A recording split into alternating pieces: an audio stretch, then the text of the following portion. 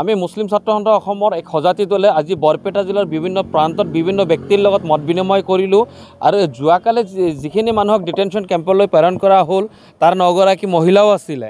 গতিকে এই 28গৰাকী ব্যক্তিক এক্সপাৰ্ট অৰ্ডাৰ কৰি এক্সপাৰ্টি অৰ্ডাৰ একপক্ষীয় ৰায়দানৰ জৰিয়তে তেওঁলোকক বিদেশী বুলি কৈ তেওঁলোকক ডিটেনশ্যন কেম্পত প্ৰেৰণ কৰা হৈছে আৰু তেওঁলোকক আচলতে 2019ত এই গোচৰসমূহ আচলতে ৰুজু হৈছিলে মেক্সিমাম গোচৰ। যিখিনি নটিছ প্ৰেৰণ কৰা হৈছিলে কিছুমানে নটিছ পাইছিলে কিছুমানে পোৱা নাই। এতিয়া কথা হ'ল যে FT মেম্বাৰবোৰে এই যে কেছসমূহ ইমান সোনকালে যে হেক কৰিছে তাৰ কাৰণে ধন্যবাদ দিব লাগিব। কিন্তু কিহৰ ভিত্তিত তেওঁলোকক আচলতে বিদেশী কৰিলে সেইটো আমাৰ প্ৰশ্ন। আমি গন্ধ পাইছোঁ যে বিজেপি নেতৃত্বাধীন চৰকাৰৰ এই ছত্ৰছায়াতে এইসমূহ আচলতে এক্সপাৰ্টি অৰ্ডাৰ কৰি ফৰেনাৰ্ছ ডিক্লেয়াৰ কৰা হৈছে। কাৰণ কি এই মানুহখিনি বিদেশী নহয় স্বদেশী হয়। আমি মুছলিম ছাত্ৰ সন্থাই দাবী কৰিছোঁ প্ৰত্যেকজন ব্যক্তি আচলতে ভাৰতবৰ্ষৰ মাটিত আচলতে ভূমিষ্ঠ হৈছিলে জন্ম লাভ কৰিছিলে আৰু তেওঁলোক প্ৰকৃত ভাৰতীয়। তেওঁলোকৰ বহুতৰ নাম NRCত আছে, নতুন NRCখনতো আছে আৰু ফেমিলি ট্ৰীখন চালে জল পটপট হৈ যায় যে নাই তেওঁলোকৰ সকলো নথিপত্ৰ আছে। তাৰ পৰিপ্ৰেক্ষিতত একমাত্ৰ উপাধি ভুল থকাৰ কাৰণে, নামৰ এটা আখৰ ভুল থকাৰ কাৰণে, কিছুমানৰ বয়সৰ ভুল থকাৰ কাৰণে এইবোৰ বস্তুৰ ওপৰত ভিত্তি কৰি যে তেওঁলোকক বিদেশী সজোৱা হ'ল এয়া এক ষড়যন্ত্ৰ আৰম্ভ হৈছে অসমৰ মুছলমানৰ ওপৰত। গতিকে এই মুছলমানৰ ওপৰত যিখন অত্যাচাৰী মনোভাৱ লৈ কিনে অসম চৰকাৰৰ গৃহ বিভাগে এই কামসমূহ কৰি আছে ইয়াৰ ওপৰত তদন্ত হ'ব লাগে। নিশ্চিতভাৱে আমি ভুক্তভোগীৰ হৈ কিনে আমি উচ্চতম ন্যায়ালয় আৰু গুৱাহাটী উচ্চ ন্যায়ালয়ত আমি দ্বাৰস্থ হ'ম। ইতিমধ্যে আমাৰ লিগেল টিমৰ লগত আমাৰ কথা চলি আছে। কথাটো হ'ল যে আমাৰ আৰু কিমান দিন এনেকৈ অত্যাচাৰ কৰি থাকিব সেইটো হ'ল ডাঙৰ কথা। আমি মানুহ নহয় নেকি? আমাৰ কি জীয়াই থকাৰ অধিকাৰ নাই নেকি? আমি কাম কৰিব গ'লে সমস্যা হয়, আমি লিখা পঢ়া কৰিব গ'লে সমস্যা হয়, আমি চাকৰি কৰিব গ'লে সমস্যা হয়। আমাৰ ল'ৰাই সাংবাদিক হ'লে মুখ্যমন্ত্ৰীয়ে ঠাট্টা কৰে। তেনে ক্ষেত্ৰত আচলতে আমি কি কৰি খাম? আমি দেশৰ নাগৰিক নহয় নেকি? আমাৰ প্ৰশ্ন।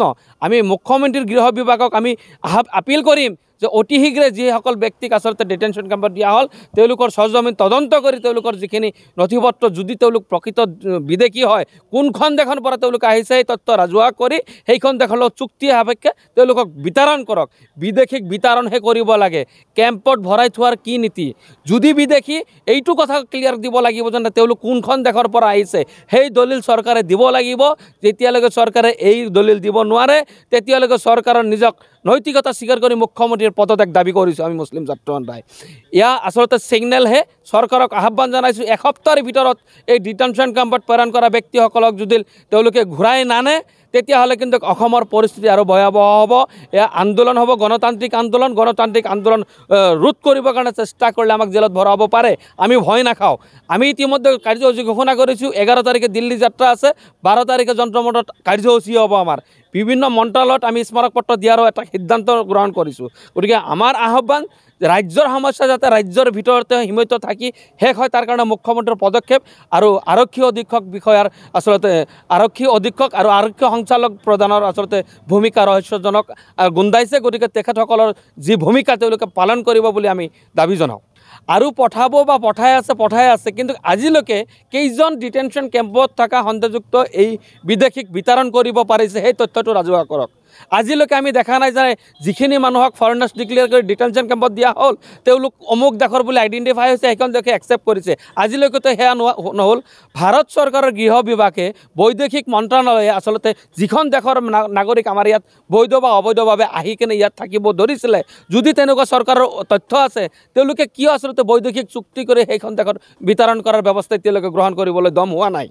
গতিকে চিধা কথা আচলতে কোনো বিদেশী আচলতে অসমত অহা নাই আৰু বিশেষকৈ মুছলমান সম্প্ৰদায়ৰ কোনো লোকেই আচলতে বাংলাদেশ পাকিস্তানৰ পৰা ইয়াত আহি থিতাপি কৰা নাই। এয়া জন্মলগ্নৰ পৰা ভূমিপুত্ৰ হয়। এই ভূমিপুত্ৰসকলৰ ওপৰত অত্যাচাৰ আমি মুছলিম ছাত্ৰ সন্থাই মানি নলওঁ। আৰু এটা কথা লক্ষণীয় আপোনালোকে চাব, যদি ডিটেনশ্যন কেম্পত এজন এই জাজমেণ্ট হোৱা মানুহ এজনৰ যদি মৃত্যু হয় তেওঁৰ পৰিয়ালবৰ্গক ঘূৰাই দিয়ে। যদি বিদেশী হয় তেওঁৰ পৰিয়ালবৰ্গৰ এই অসমৰ ভূমিত তেওঁলোকক কবৰ বা শেষ শ্মশানলৈকে লোৱাৰ অনুমতি চৰকাৰে কিয় দিয়ে? চৰকাৰে কিয় পৰিয়ালবৰ্গক সেই ডেড বডি ঘূৰাই দিয়ে?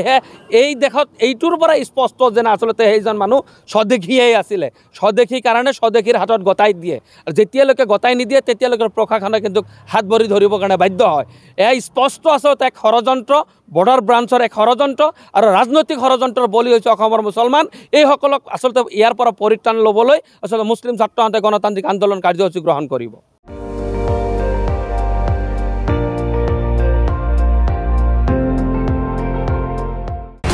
আপুনি চাই আছে ND24 সৰ্বশ্ৰেষ্ঠ নহয় সৰ্বোত্তমৰ দৌৰত